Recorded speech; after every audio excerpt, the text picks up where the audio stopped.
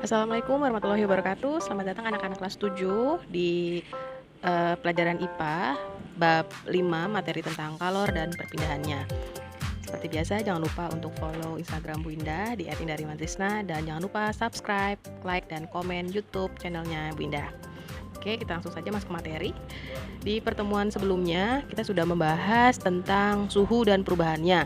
Di pertemuan sebelumnya juga sudah Ibu tampilkan peta konsepnya ya. Jadi di materi kali ini kita akan membahas tentang kalor dan perubahan suhu benda, lalu perubahan wujud benda. Nah, kalor ini perpindahannya ada 3, yaitu konduksi, konveksi, dan radiasi.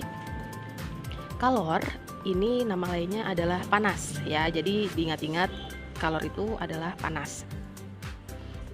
Seperti yang tadi sudah Ibu sampaikan, perpindahan kalor ada 3 cara, yaitu yang pertama konduksi, yang kedua konveksi, dan yang ketiga adalah radiasi. Oke, konduksi. Konduksi adalah perpindahan kalor melalui suatu zat tanpa disertai perpindahan partikel-partikel zat tersebut. Misalnya, contohnya adalah memanaskan logam seperti yang ada pada gambar. Oke, nah yang kedua adalah penghantar kalor yang baik, yang disebut dengan konduktor. Contohnya adalah besi, baja, tembaga, seng, dan aluminium. Ini adalah jenis-jenis logam. Seperti itu. Nah, konduktor artinya adalah penghantar panas ya, sedangkan isolator artinya penghambat panas. Seperti itu. Nah, ini adalah penghantar kalor yang kurang baik, disebut isolator, seperti yang tadi sudah Ibu sampaikan. Contohnya adalah kayu, kaca, wol, kertas, dan plastik. Berarti diingat-ingat, ini bukan jenis logam. Nah, berikutnya yang kedua adalah konveksi. Konveksi adalah perpindahan kalor melalui zat disertai perpindahan partikel-partikel zat tersebut. Konveksi terjadi karena perbedaan massa jenis zat. Konveksi terjadi dalam zat cair dan gas. Bisa dilihat di gambar ini. Ini contoh sehari-harinya adalah misalnya saat kita merebus air. Kenapa air itu bisa mendidih? Bisa dilihat di gambar. Sumber panasnya ada di bawah dari api. Nah, sifatnya konveksi ini adalah mengalir.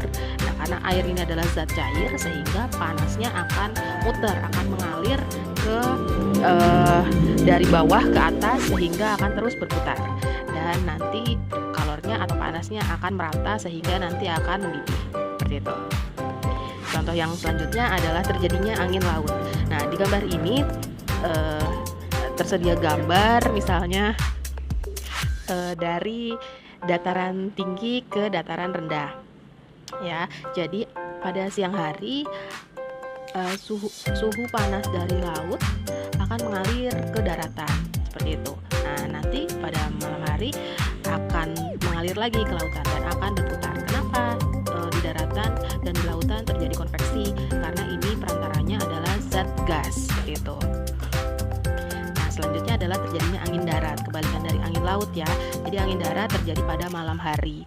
Jadi pada malam hari suhu panas yang ada di daratan dia akan mengalir ke arah lautan seperti itu. Jadi akan berputar.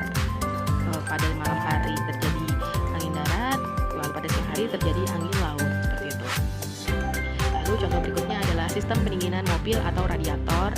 Lalu contoh berikutnya adalah pembuatan cerobong asap ya. Jadi kalau cerobong asap bisa dilihat di gambar, dia perantaranya adalah zat gas dari suhu yang panasnya ada di bawah, lalu akan dikeluarkan ke suhu yang lebih dingin seperti itu, ke yang lebih atas.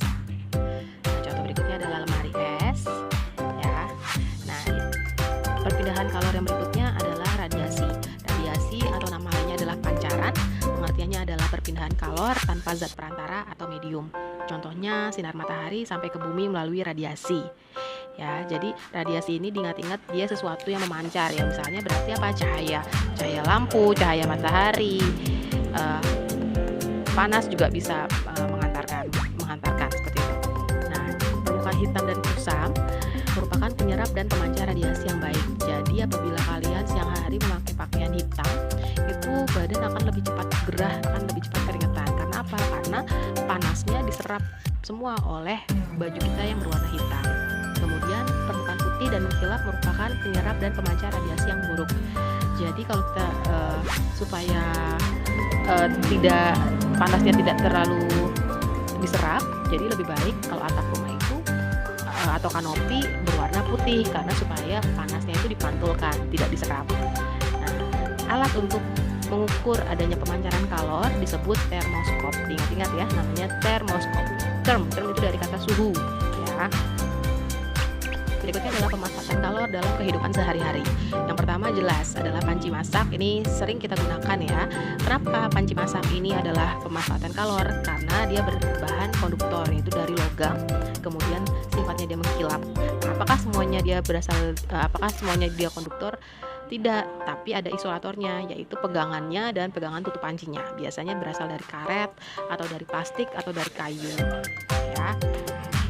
Selanjutnya contoh yang kedua adalah termos. Termos ini dibuat dalamnya mengkilap atau cermin, sehingga air panas yang kita masukkan ke dalam termos itu nanti di dalamnya akan saling memantul sehingga panasnya akan lebih awet.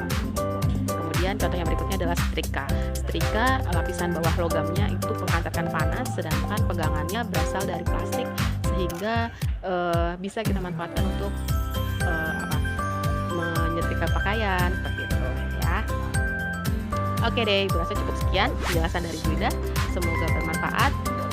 Tetap semangat, tetap belajar di rumah, jangan males-malesan karena sebentar lagi mau PAS.